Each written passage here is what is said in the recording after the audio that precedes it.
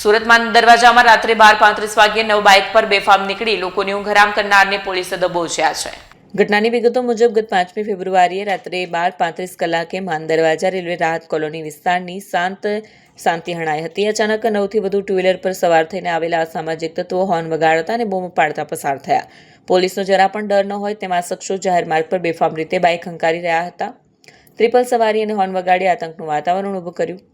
CCTV footage તપાસતા ચોંકાવનારી વિગતો સામે આવી છે। રાત્રે 12:38 આ તોડકી ફરીથી કોલોની પાસે ધસી આવી। 9 બાઇક પર સવાર આ શખ્સોમાંથી મોટાભાગના ટ્રિપલ સીટ બેઠા હતા।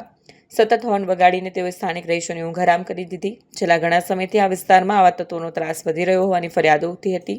વિડીયોમાં સ્પષ્ટ દેખાય છે કે એક રિક્ષા ચાલકને આ શખ્સોએ ધક્કો મારી તેની સાથે મારામારી કરી। આતંક ફેલાવ્યા બાદ આખીર તોડકી ત્યાંથી ફરાર થઈ ગઈ, પરંતુ તેમની તમામ કરતૂતો કેમેરામાં કેદ થઈ ગઈ હતી। મધરાતે દાદાગીરી કરીને સામાન્ય જનતાને ડરાવનારા ગુંડાઓને પકડવા માટે પોલીસે અલગ અલગ ટીમો બનાવી હતી। પોલીસે આ મામલે કડક હાથે કામગીરી કરતા 3 મુખ્ય આરોપીની ધરપકડ કરી। કાયદાનો ડર બેસાડવા માટે પોલીસે તે જ વિસ્તારમાં આરોપીઓનું રિકન્સ્ટ્રક્શન કરાયું, જ્યાં તેમણે આતંક મચાવ્યો હતો। આરોપીઓએ જાહેરમાં કાન પકડીને પોતાની ભૂલ સ્વીકારીને માફી માંગી।